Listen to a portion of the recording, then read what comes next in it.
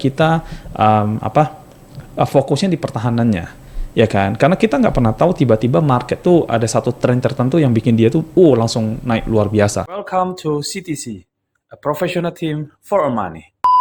Halo, Hai. Koari. Hai. Kita hari ini gantian ya, terbalik. Ya, siap. Iya. Sebenarnya concernnya gini sih, Koari. Gue ada pertanyaan. Biasanya setiap minggu ya, gue selalu membawa berita itu yang cukup fenomenal. Ya. Yang at least bisa lah ngegerakin market kripto secara keseluruhan lah ya. Tapi seminggu belakangan ini kayaknya beritanya juga agak sedikit kurang ada yang bisa menggerakkan market gitu. Maksudnya belum ada yang fenomenal ya. Ya, beritanya ya. Iya.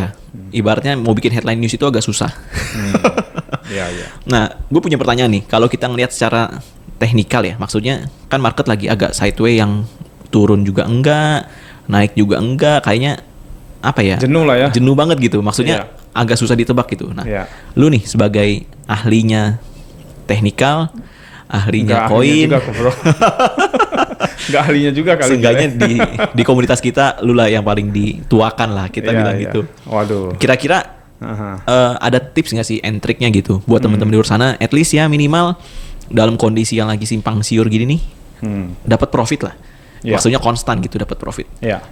Kira-kira ada nggak yang bisa disampaikan ke kita, teman-teman semua juga di luar sana? Oke. Pertama gini sih, sebenarnya yang paling gua ini highlight itu adalah kalau misalkan kita trading itu kalau bisa jangan sering ganti koin. Ya. Jangan sering ganti koin. Ya, jangan sering ganti koin dan pilihan koinnya kalau bisa jangan terlalu banyak. Sebentar. Itu dulu. Kenapa jangan terlalu banyak?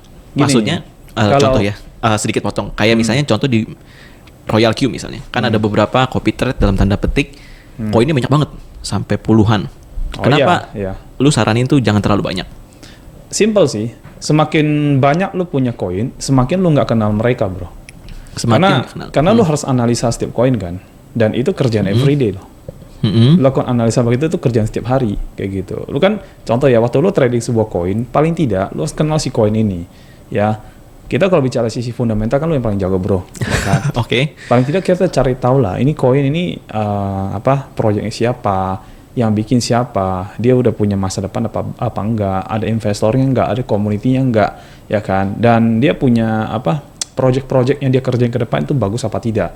Karena pada dasarnya waktu kita beli sebuah koin itu kan kita investasi ke koin itu. Betul. Ya kan, jadi kita harus kenal dari sisi itu. Paling tidak dari sisi itu kalau kita tahu market cap-nya dia dan sebagainya, kita merasa safety dengan koin itu.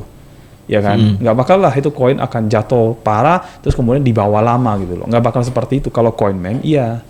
Kayak gitu. Makanya pelajari background dari koinnya. Itu yang pertama. Yang kedua adalah dari sisi teknikalnya.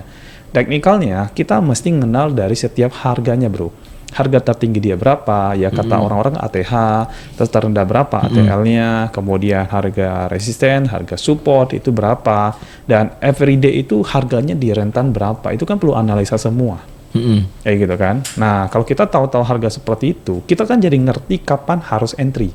Kapan harus kita stop untuk lakukan pembelian, kapan harus kita start untuk pembeliannya, stop buy dan start buy-nya gitu kan. Jadi kalau misalkan kita kenal koinnya, misalnya everyday kita analisa nih, wah koin saya misalkan BTC. BTC itu mostly ada di harga 40-an sampai 50-an, ya kan. Nah, kayak gini kan kita jadi ngerti, waktu dia turun ke 40-an, itu udah posisi kita buy. Oke. Gitu loh. Kalau kita kenal baik koinnya, ya kan. Kalau misalkan kita nggak kenal baik koinnya, kita main asal buy, bro. Yang ada adalah nanti kita salah masuk posisi, kita kebeli ke harga waktu dia lagi tinggi. Nah, lo bayangin aja, kalau satu biji begitu aja udah kita setengah mati, masih analisanya lama analisanya. Gimana kalau koinnya banyak? 20 apalagi? Wah, gua nggak sanggup sih jujur aja. Lebih memakan ini ya, maksudnya memakan waktu. Sangat. Kira-kira paling kita bilang paling optimalnya kira-kira harus berapa sih untuk ini? Kalau gue pribadi, gue sih mensarankan kalau bisa trading dengan maksimal 5 koin lah.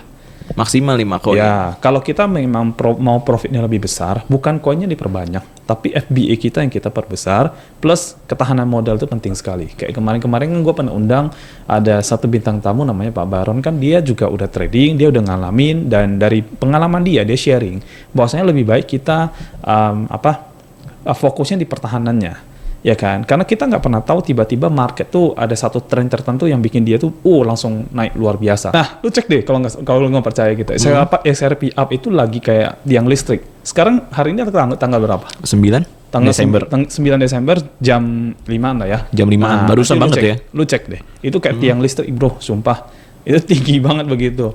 Nah, itu kita setting seperti itu, ketahanan itu tujuannya adalah untuk mencegah hal begini. Yang tiba-tiba kita nggak tahu isu apa, ternyata ada satu lompatan yang cukup panjang gitu loh. Cukup signifikan. Cukup signifikan. Jadi kalau kita nggak prepare itu bisa apa? Kita akan masuk banyak ke area yang floating kita itu nggak dapat profit.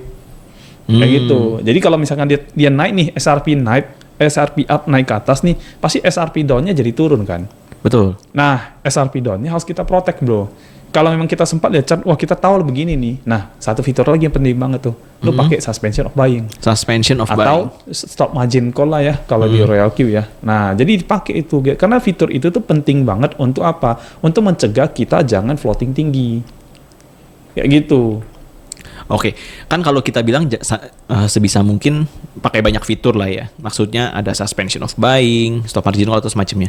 Kira-kira ada nggak sih, misalnya kira-kira apa ya, settingan gitu supaya ketika marketnya lagi tiba-tiba kayak tadi yang lu bilang ya, jam 5, wah naiknya signifikan banget nih, kenceng banget.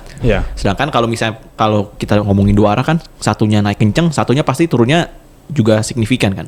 Tergantung leverage juga sih. Kalau leverage-nya tidak terlalu besar ya nggak juga sih. Nah, kira-kira ada nggak sih yang kita bilang settingannya yang cocok gitu supaya kemarin bisa, gini, ini mungkin jangan dari perspektif gua doang ya. Artinya gini, sebenarnya yang trading ini kan sudah banyak nih. Sudah banyak teman-teman kita yang trading ya kan. Dan waktu mereka udah ngerti trading, mereka kan udah uji coba dan sebagainya kan.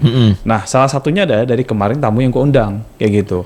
Dia bikin ketahanan pokoknya 60%, bro. 60%. 60%. 30 layer penurunan 2%. 30 layer penurunan 2%. Penurunan 2%. Iya, kenapa? Karena dia perlu ambil agak panjangan.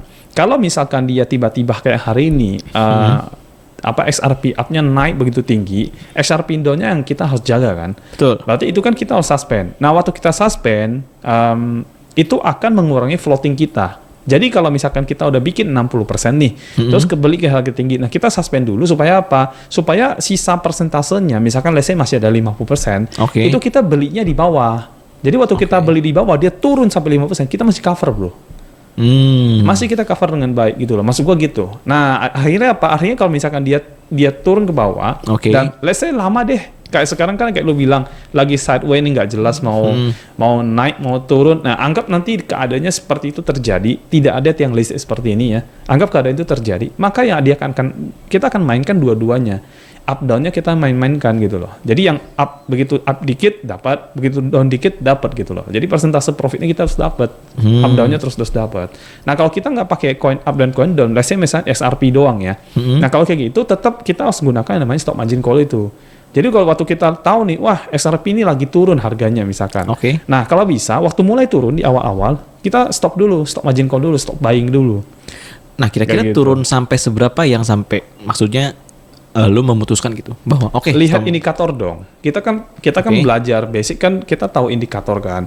Indikator itu kita pelajari, kita lihat misalkan kalau gue sendiri gue suka dengan Bollinger misalkan. Nah, waktu gue lihat Bollingernya, gue lihat dia nyentuh yang garis paling bawahnya, di situ gue ada posisi buy, bro.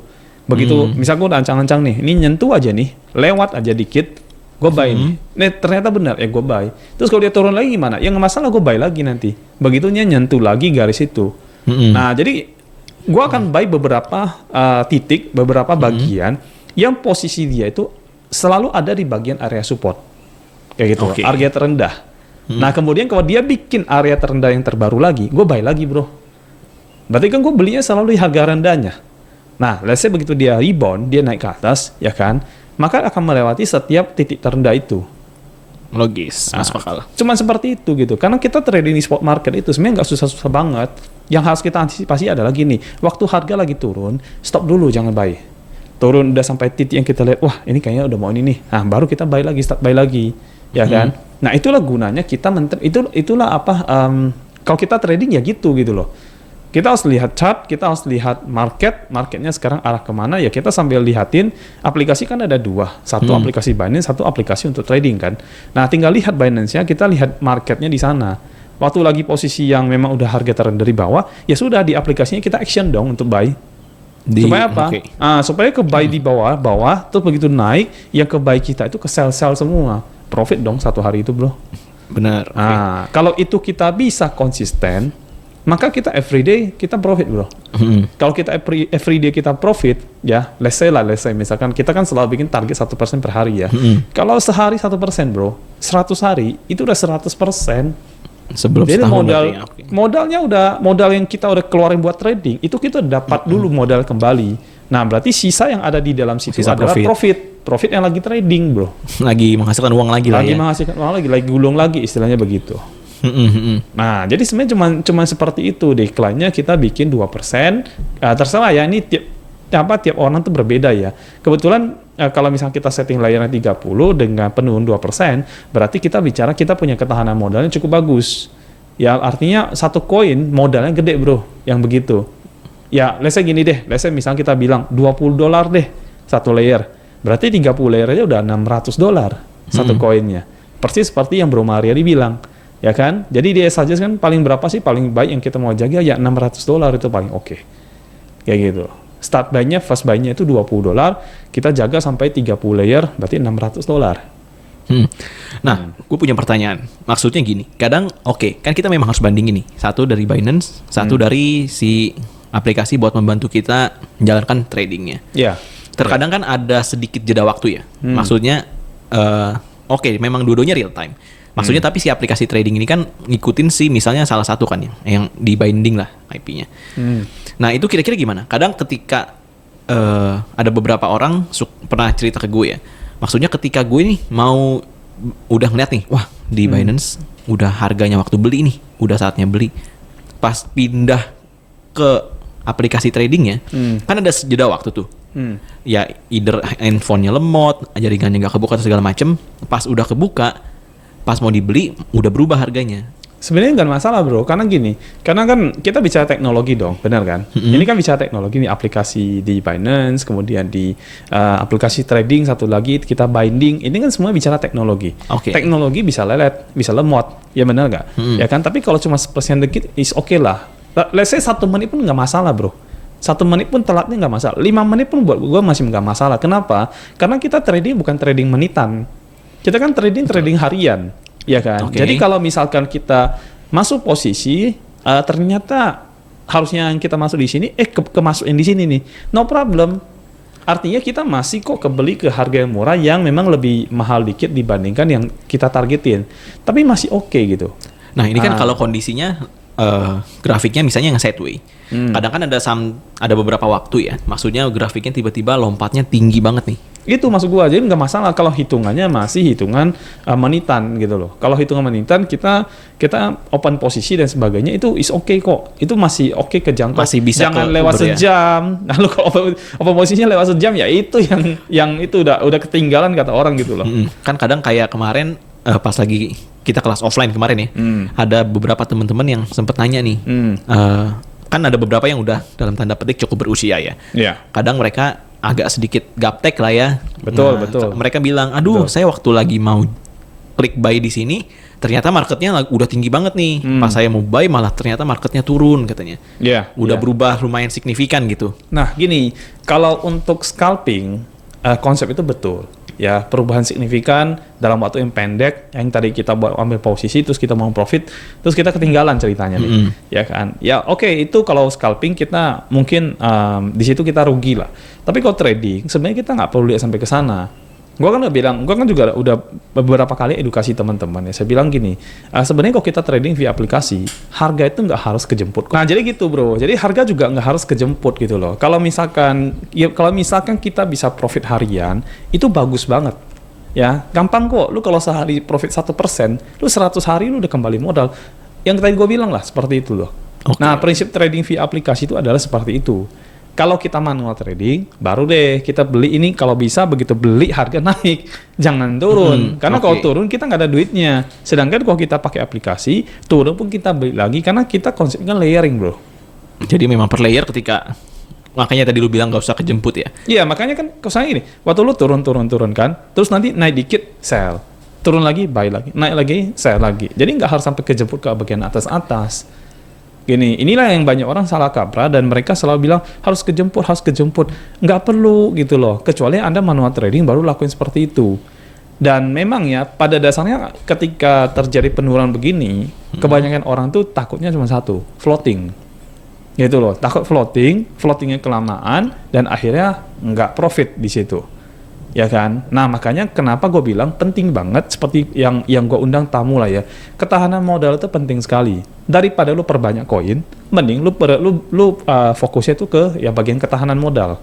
Karena itu lebih bagus dibandingkan lu perbanyak koin. Memang ada plus minusnya. Lu kalau bicara market lagi bullish, lu kalau banyak koin, lu profit semua, lu make money-nya gede. Betul. Ya, setuju. Tapi untuk apa kalau yang lu make money cuma momen-momen tertentu doang?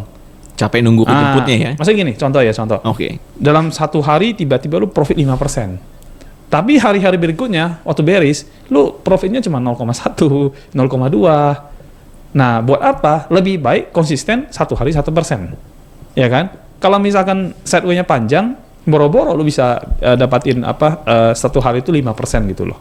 Kalau sideway panjang ternyata paling tidak lu satu hari 1%, 5 hari aja udah ngalahkan yang satu hari, bro. Oke. Ya gitu. Ya kan, daripada lu nunggu, lu langsung harus kan satu waktu, naiknya tinggi sekali gitu, tancap gas langsung tinggi, sisanya melempem semua. Oke. Ya, gue sih lebih suka yang sesuatu yang konsisten dibandingkan yang misalkan hanya mengandalkan satu waktu terus profit gede, habis itu besok-besoknya sepi, bro. Oke. Gitu. Nah, lanjut ke pertanyaan selanjutnya gini. Kalau misalnya yang kayak tadi lu jelasin, kira-kira kan kalau ngomongin fundamental secara satu koin lah, kan kita ngomong untuk jangka panjang. Ya, betul. Kan kita trading buat jangka panjang, bro. Betul. Tapi kan di satu sisi trading itu kan kita memanfaatkan fluktuatifnya si pasar kan, volatilitas si pasar. Ya. Kira-kira menurut lo nih, indikatornya apa sih dari sisi teknikal kalau sebenarnya koin itu tuh bagus buat di tradingin? Kalau untuk jangka panjang kan pasti kita lihat si koinnya dipakai buat apa aja, diadopsi di mana aja, udah siapa yang mau terima segala macam kan. Tapi kalau dari sisi teknikalnya gitu, untuk dapat profit yang konsisten, kira-kira indikator apa aja sih? Maksudnya apa aja gitu yang mesti diperhatiin? Berarti lu bicara pemilihan koin nih ceritanya nih. Yes. Nah, sekarang gue mau nanya nih, kalau misalkan kita adalah orang yang berani ambil sebuah resiko, ya kan? Maka kalau kita memang mau ngejar profit, kita bisa mainkan di meme coin, bro. Di meme coin? Ya, karena meme coin volatility-nya gede. Turunnya cepat, naiknya cepat. Sekali naik itu banyak tiang listriknya, turunnya juga banyak tiang listriknya. Tapi ingat, koin begitu tuh kita harus siap loh. Ya kan? Kita nggak bisa bicara konsistensi koin seperti itu. Koin seperti itu, begitu profit kita gede sekali. Tapi begitu dalam parah, kita floatingnya panjang sekali. Bisa lebih dari 50%, 60% loh, bro. Ya kan? Tidak menutup kemungkinan juga 70-80%. Nggak menutup kemungkinan. Contoh, ya koin yang dulu gue suka, tapi sekarang gue nggak mau main lagi. Shiba. Ya kan? Gila lu, dari 0,0008 ribuan, 8.700, 8.800 ATH-nya dia, sekarang di harga 0,003.700. Lu bayangin, itu turun berapa persen? Wah, banyak banget. Ya, 60% dia turun. Itu meme coin, bro. Ya, itu meme coin. Kalau ngejar profit cepat dan sebagainya, meme coin lu mainkan. Tapi lu harus siap-siap melakukan yang namanya stop margin call atau suspend of buying. Artinya lu jangan beli kalau dia udah mulai turun. Kayak gitu. Kalau lu mainkan cara begitu, istilahnya lu trading dengan cara begitu, gue yakin lu akan make money banyak. Tapi PR-nya adalah lu harus lihat chart. Always. Ya, always begitu. Nah, tapi ketika pertanyaan lu bilang, yang konsisten bagaimana? Nah, kalau yang konsisten, lu harus milihnya bukan yang meme coin. Tapi minimal itu yang altcoin misalkan. Ya, koin-koin yang memang sudah punya fundamental baik, ya kan? Yang dia itu kalau turun naik itu nggak kayak tiang listrik, bro. Turun itu masih landai, naik itu masih landai. Ya, maksudnya landai itu bukan berarti lurus tegak begini, ya enggak kan? Kan nggak pernah ada catat lurus tegak. Iya, kan? Maksud saya begini, terus turun lagi kan. Nah, jadi kita beberapa kali beli buy di area supportnya, terus nanti biarin dia sell waktu dia naik ke resistennya. Gitu. Nah, itu konsisten kalau yang seperti itu. Nah, maksudnya indikatornya apa gitu? Maksudnya, let's say, kalau misalnya... Indikator yang tadi itu, bro. Pokoknya gini, lu kalau bicara konsisten, lu pilih yang altcoin. Oke. Nah, ya koin kayak ya apa ya? Algo ya, Solana, ada XRP, Cardano, DOT, DOT ya kan, dan Uni, Link dan sebagainya. Ya lu bisa pilih koin-koin seperti itu trading. Tapi lu jangan coba-coba koin yang nggak jelas. Ya, misalkan contoh apa ya? Contoh XSP ya kan. Kemudian ada lagi apa? Kayak bahkan kemarin Squid ya. Kayak, enggak maksud gue yang benar-benar kita tuh nggak pernah dengar namanya tapi udah ada di listing di Binance gitu. Ya, kayak kemarin yang terbaru koin apa gue lupa lah. Pokoknya ada yang baru dah. Nah, kayak gitu itu agak berbahaya. Itu naik cepat, turun cepat sekali. Nah, jadi koin beta ya kan. Terus ada lagi yang apa? Ya pokoknya yang dari DOG Shiba ke bawahnya. itu volatilitasnya kencang, tapi kalau sekali lagi melempem tuh lamanya minta ampun tuh. Buat kejemputnya ya. Ya, makanya kayak gitu-gitu lu harus mainkan yang namanya stop buying. Oke. Jadi waktu lagi udah naik nih profit, terus kemudian turun, langsung cepat-cepat stop buying. Berarti ini disesuaikan dengan profil resiko masing-masing teman-teman di luar ya? Ya. Kalau misalnya memang mereka terima golong yang agresif, maksudnya oke lah, gue turun 70% no problem. Yang penting gue tetap profitnya gede. Berarti boleh pilih dari sisi koin. Ini strateginya orang-orang bro, strategi masing-masing. Ya, kalau teman-teman punya modalnya tidak besar, kecil nih modalnya, maka PR-nya banyak. Ya iyalah, orang yang modal kecil itu pasti lebih banyak kerja dibandingkan orang yang modal besar bro. Betul. Ya kan, kalau modal kecil kan kerja sendiri, kalau modal besar bisa pakai karyawan bahasanya gitu kan. Sama lah di dalam trading juga sama. Kalau kita modal yang kecil, berarti apa? Berarti kita harus sangat-sangat melihat chart. Begitu dia mulai turun downtrend, itu PR-nya itu harus cepat-cepat langsung lakukan yang namanya stop buying. Harus, ya gitu. Terus kalau udah di bawah, kita lihat nih, wah udah di bawah nih, udah nyentuh. Ingat ya pakai indikator yang tuh lihat begitu ya. Begitu di bawah, udah mau rebound nih, calon-calon rebound, itu boleh buy di area itu. Boleh buy. Buy beberapa kali area supportnya. Ya, begitu support terbaru, buy lagi. Support terbaru, buy lagi. Seperti itu. Dengan modal yang kita punya. Kayak gitu. Jadi jangan main hantam-hantam aja, nggak bisa. Pakai strategi gitu. Itu kalau modal Anda kecil. Anda nggak bisa bikin ketahanan begitu pakai cara ketahanan, nggak bisa bro. Ya kan? Jadi cara lu adalah lu aktifkan yang namanya stop buy dan start buy. Dua hal ini penting sekali soalnya. Lo mau indikator kayak apapun, lo mau pakai ketahanan modal berapapun, yang penting kalau dua ini lo kuasai itu bagus banget. Kayak gitu. Nah, apalagi kalau modalnya gede. Lebih enak kalau lagi. Modalnya gede, lo turun beberapa kali lo ke buy misalkan. It's okay, tetap lo lakukan namanya stop buying. Terus tunggu dia turun yang harganya lo lihat, wah ini kayaknya calon-calon rebound. Di situ lo lakukan pembelian, lo buka lagi. Nah, begitu dia turun-turun, buy aja semuanya nggak apa-apa. Kenapa? Karena kalau dia turunnya tidak akan terlalu agresif lagi. Justru itu udah area-area yang dia akan rebound, bro. Ya gitu. Nah, si orang yang punya modal besar, itu ketahanannya itu lebih panjang. Jadi, kalaupun dia turun lagi dan sebagainya, dibiarin aja udah. Nggak perlu di-close. Karena disitulah saatnya ketika harga turun, kita beli, bro. Ya kan? Banyak orang gini, ketika harga lagi turun, semua pada teriak. Betul, banyak banget yang kayak gitu. Nggak begitu. Justru kita happy. Turun kita happy, naik kita happy. Kenapa? Waktu dia turun, kalau kita nggak beli, kita akan happy luar biasa. Kenapa? Harganya diskon. Semakin dia diskon, semakin dia murah, semakin kita happy sebagai pedagang. Bisa dapat barang murah. Iyalah bro. Kan nanti begitu dia naik kan kita mau jual. Betul. Mau profit kan. Betul. Nah, jadi waktu harga turun, bukannya panik kita. Kebeli yang beberapa di atas, oke kita panik. Tapi lupakan itu. Ya kan, nggak usah dilihat lagi yang itu. Yang kita akan lihat adalah nanti dia sampai kemana nih bawahnya nih. Nah, begitu nyentuh supportnya, buy. Naik dikit, turun lagi, nyentuh support, buy lagi. Ya kan, terus aja serok bagian bawahnya. Ya kan, karena begitu dia rebound, itu profit semua bro. Betul. Semuanya profit. Jadi waktu turun tuh kita happy karena kita bisa beli banyak harga murah. Waktu dia naik, kita bisa jual banyak, profit banyak. Mainkan itu aja. Mau dia sideways kayak, mau dia downtrend kayak, dia mau uptrend kayak, terserah, ya kan. Cuma sideways-nya kalau sideways tipis, nah baiknya sih jangan masuk ke area itu, baiknya. Lebih kalau misalkan mau di stop buy dan sebagainya juga boleh, ya. Tapi kalau sideways di area bawah, lu mending start buy aja, gitu loh. Kalau misalkan di area bawah, kalau di sideways di area atas, lu stop aja deh.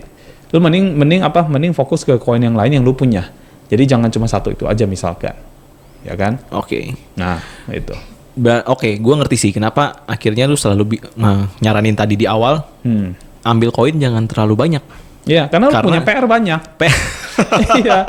Lu bayangin lu punya PR banyak. PR-nya banyak banget. Kalau lu pegang 10 koin aja, bro, lu lakuin begini, gue yakin lu nggak bakal punya waktu untuk lakuin hal-hal yang lain. Kecuali memang hidup lu udah trading. Ya kan, lu udah trader banget, ya silakan. Itu manual aja, nggak perlu pakai aplikasi gitu. Lu akan make money lebih banyak. Betul. Ya gitu. Berarti memang untuk kadang kan orang suka gini, support resisten yang belum pada ngerti. Nah gini, maksud gua gini, itu berarti kan teman-teman yang udah yang trading, ya kan, mereka tuh sebenarnya belum ngerti trading, bro. Makanya hal-hal begitu tuh mereka tidak paham. Support resisten tidak paham, ATH tidak paham, media price tidak paham, ya kan, boro-boro sampai fundamental ke koinnya. Ya kan? Nah, kalau untuk teman-teman seperti itu, my suggestion adalah jangan trading dulu. Ya gitu. Lebih baik Anda belajar dulu. Itu paling benar. Jangan pernah kehasut dengan kata-kata orang. Ya, ketika orang lain itu mau daftarin Anda, yang dia kejar itu adalah Anda punya bonus afiliasinya. Itu mau dia makan gitu loh. Jadi kalau bisa dia cepat-cepat daftarin Anda, terus dia ya udah ikut aja, pokoknya asal ikut Kopiter silakanlah. Cara dia belum tentu benar, ya kan? Dia sarankan orang belum tentu benar. Ya wes lah, dua-duanya kena. Ya gitu. Dia maju ke upline-nya juga belum tentu ngerti. Ya sudah gitu loh. Makanya ada istilah yang gue dengar dari teman-teman itu bilang begini, floating berjamaah gitu bro. Ya gitu. Istilah begitu itu istilah gue baru dengar juga sih. Ya karena berjamaah semua orang kena. Ya kan? Kok bisa kena begitu? Again, mereka tidak ngerti trading kayak gitu. Makanya saran saya ya, belajar dulu lah. Trading itu nggak lari kemana-mana. Lo mau trading tahun depan pun, ya trading tuh ada. 10 tahun lagi juga ada. Jadi nggak usah khawatir dengan dengan kata-kata orang, wah lu kalau nggak ikutan, lu bakal ketinggalan kereta. Nggak berlaku bro, dalam dunia trading seperti itu, kayak gitu. Itu berlaku untuk afiliasi. Tapi untuk trading tidak berlaku. Jadi lebih baik Oke, lu kalau mau sekedar dapatin contoh lah ya, kalau kayak di aplikasi Mindstorm itu ada promo-promo. Lu kalau mau dapatin sekedar untuk promonya, ya lu aktivasi aplikasinya. Tapi trading, lu wait dulu, jangan dulu. Ya gitu loh. Nanti aja ketika lu udah belajar. Waktu lu udah belajar, lu paham, baru starting trading. Itu yang benarnya. Terus kemudian kalau suatu hari kemuncullah aplikasi yang benar-benar fully otomatis, nah di situ baru lu santai. Ya benar dong. Kalau sekarang belum ada, ya kan? Karena belum ada, ya lu harus ngerti trading, nggak boleh enggak. Kayak gitu. Tapi gue percaya orang akan selalu berinovasi. Setuju. Ya kan, akan inovasi benar-benar akan mungkin saja one day akan muncul yang fully robot, Autobot benar-benar gitu loh. Nah mungkin akan muncul begitu. Kalau muncul seperti itu, ya sudah kita tinggal pakai itu, nggak usah belajar trading. Oke. Berarti coba kita wrap up lah ya. Selama kita bincang-bincang ini, intinya gini, ketika ngomongin market kondisi lagi kurang menentu kayak gini ya, berarti ya di satu sisi kita harus tentuin dulu nih dalam pemilihan koin dulu ya. Setia sama koinnya. Kenal koinnya, setia sama koinnya, habis itu udah mainkan ketahanan modalnya, itu paling benar. Nah, kalau belum ngerti begini-begini ya udah pokoknya belajar dulu lah. Gitu. Itu kesimpulannya sih sebenarnya. Dan juga ketika milih koin juga jangan terlalu nafsu ya. Kadang kan orang kalau kayak ngikutin copy trade cuma ya udah asal ikut-ikutan. Dia milih koin ada 20-20-20-nya ikut semua. Koinnya aja nggak dikenal, nggak tahu tuh koin apaan. Itu. Berarti memang dari satu sisi harus. Gue juga gini. Gue pribadi tuh nggak kenal semua koin bro. Nggak kenal gitu loh. Terlalu banyak koin. Terlalu banyak masalahnya. Contoh ya, ini yang gue tahu doang yang gue tahu. Kalau kayak BTC kan, itu mbahnya koin. ETH kan Ethereum. Sol kan Solana, ya kan. XRP itu kan Ripple. Yes. Ya, Cardano ada. Ya. Terus apalagi kalau One Inch kalau nggak salah ya. Nah, terus ada XTZ Setos. Ya kan. Terus apa lagi? Ya. Banyak lah ya. Banyak lah kayak gitu-gitu lah ya. Itu aja gue nggak hafal semua bro. Maksud gue sendiri itu nggak hafal semuanya. Kayak gitu. Karena apa? Karena gue nggak semua koin gue tradingkan. Jadi yang gue tradingkan adalah yang gue kenal. Begitu. Berarti memang kita harus milih koinnya yang harus kita due diligence dulu lah ya. Maksudnya jelas. Secara fundamental koin research gitu loh. Kita pelajari dulu koinnya seperti apa, pilih koin jangan banyak-banyak karena ketika pilih koin banyak membuat PR kita dalam analisa teknikal semakin banyak lagi. Jelas. Karena kan ketika kita harus mesti perhatiin nih di saat kapan itu pekerjaan selama kita trading itu pekerjaan itu berlanjut terus loh. Never stop ya. Never stop. karena ketika kapan market lagi berubah arahnya dalam tempo singkat, kita harus bisa mainin stop buying, start buying, Betul. suspension, Betul. close apa segala macam, kita harus paham di bagian situnya ya. Betul banget. Oke, terus juga apa lagi tadi? Yang terakhir lah paling. Yang terakhir yang Ketika memang belum mengerti itu, ya, jangan lebih baik kita belajar dulu. Karena trading itu nggak kemana-mana. Tidak ada istilah ketinggalan kereta atau apa tuh, nggak ada istilah begitu. Ya pokoknya lu belajar dulu, lu paham baru trading. Mungkin buat teman-teman di sana jangan sampai istilah kita fear of missing out ya. Ya FOMO lah. Jangan sampai gitu. Ya maksudnya ketika orang, wah teman-teman gue udah pada ikut trading robot segala macam, oke gue harus join. Tahu-taunya ya kayak yang tadi lu bilang floating berjemaah, upline-nya gak jelas buang kemana gitu kan. Ya. Ingat ya, pokoknya Anda yang trading, Anda yang keluarin duit. Ya, kalau misalkan nggak mau floating panjang, nggak mau kehilangan duit, paling tidak kita belajar tentang tradingnya. Itu aja dulu udah. Ketika ngeluarin duit, kita tanggung jawab atas duit itu. Jadi maka kita harus ngisi kepala kita lah ya. Iya. Karena kalau Anda kehilangan duit, upline Anda juga nggak bisa apa-apa. Upline pun angkat tangan. Iya, dia bisa apa? Paling cuma suruh sabar. Apalagi bro. Jalanin MLM ya. Iya, kalau nggak jalan MLM-nya, capek deh udah kayak gitu. Oke. Iya paling sementara itu dulu sih. Ya, Kita udah dapat sih untuk hari ini. Thank you banget, Wari. Thank you. Bye. Welcome to CTC, a professional team for our money.